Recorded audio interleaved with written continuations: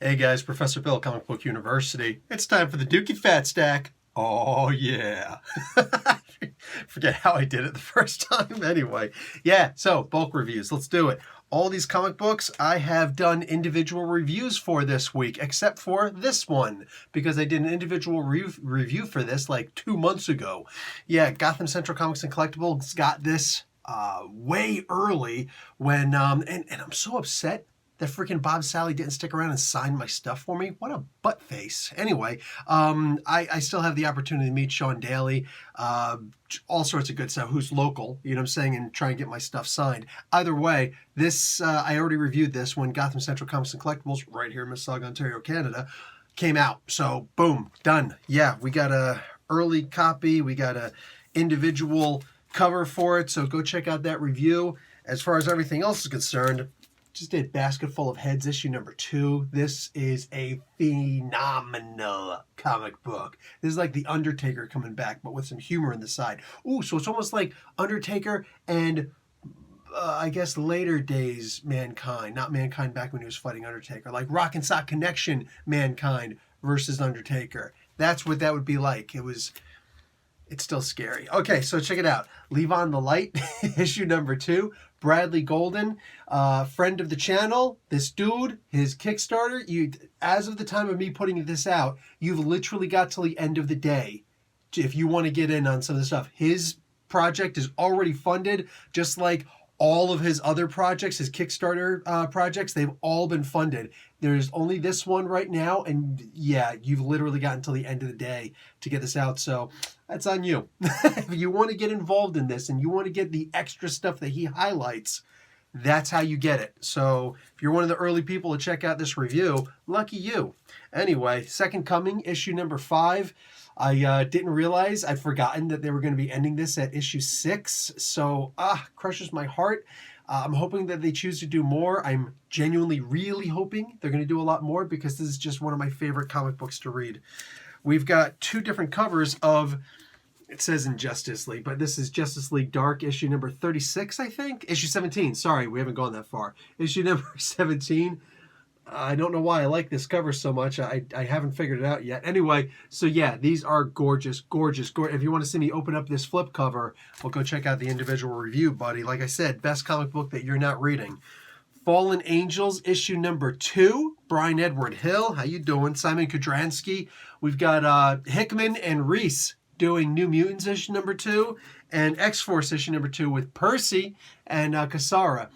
Benjamin Percy is the guy who did the podcast for Wolverine, the Long Winter, or the Long Winter Night, anyway, something like that. And yeah, so all 3 of those, the Dawn of X books, I did a live review midnight. That's Tuesday night / Wednesday morning, midnight. I did that review, Eastern Standard Time. So anyway, I also did 2 reviews I did 1 review for the 2 2099 books that came out this week, and that was Conan 2099. Fantastic, fun book. I love that. Punisher 2099, both of these one-shots. Punisher was pretty good. It was pretty good, but I think that you're only going to really appreciate what they did if you read the original volume. So, yeah, that was back in, 93, I think it was. Avengers, issue number 27. This was a really good Avengers book. We're starting a brand new storyline in here. This is terrifyingly good. Wow, this is good. By the time you get to the end of this book, you're going to be like, oh, well, how are they going to handle all this? We'll find out, because that's pull list worthy. Probably one of the best, but not probably, easily one of the best books coming out right now is Venom. This wraps it up. This is a great issue. While the previous couple of issues of Venom have been more like, oh, you're not even a tie-in. You're like, oh, hey, guess what's been happening in all of the other books, that Absolute Carnage. No, this one is a proper epilogue. This is really good. It tells you a whole lot more about what's about to happen, too. The next issue starts Venom Island. But this one right here, you like the Maker? You're about to love the Maker. You love the Maker, you're about to erect a bronze statue of the Maker. Actually, it should probably be rubber, just saying. This is a fantastic book, and everything that's coming up, This might start potentially knocking Immortal Hulk off of the top spot lists. I could just be, imagining things, but wow, that is good. That is a fantastic book. Go check out that review for more. Holy crap. Venom is amazing this week. Dark Multiverse, Infinite Crisis. If you're a Blue Beetle fan, you already have this book. If not, I question if you're really a Blue Beetle fan. That's the Ted Kord version. Oh, man, this is such a fantastic book. Speaking of fantastic, how about Fantastic Four one-shot, Negative Zone? This was really good, too. I'm not a huge fan of the Fantastics, so whatever. There's, the backup story in here. Not that great, but the main story in here, this was surprisingly good. This was so good, I actually made an interesting recommendation to Marvel. If Dan Slott ever decides to leave Fantastic Four, I'm just saying. Realistically, though, if he ever left, it should have to be Chip Zdarsky. It would have to be. But, Carrie could probably do a pretty good job, too, just saying. Okay, Ghost Spider, issue number 4. People were really interested in this when the first issue dropped. Not so interested anymore. That's a shame. This is still a really good series. This is a fantastic series. Unfortunately, what happens on the cover here does not happen in the book. In fact, Man-Wolf doesn't even appear in this book. That's not to say this isn't still an incredible story that we're reading right now. Oh my God, this book right here, Absolute Carnage, Scream, Curse of Carnage. Why did I close my eyes when I could just look at the stupid cover? Like, what's the matter with me? And what's the matter with me that I just called this beautiful cover a stupid cover? Anyway, listen, this is a great book, all right? Scream, Curse of Carnage, issue number 1. Really good story. You like yourself some Andy Denton? Whether the answer is yes or no, you should still get this book, all right? You don't know who that character is? Learn who that character is. I'll tell you all about the 3 books that actually came out prior to this to understand more, and those books will tell you where the original story happened, where the Hellmark, and yeah, good stuff there. Shazam, issue number 8. This started coming out a whole lot sooner. It wasn't just like 2 weeks ago the previous issue came out. So issue number 8, something amazing happens in this book. At the end of the book, we get a brand new Shazam character. That's right, the 7th Shazam character shows up. So he's got the power. Say my name. How about issue number 83 of The Flash? This is a good storyline with King Cold.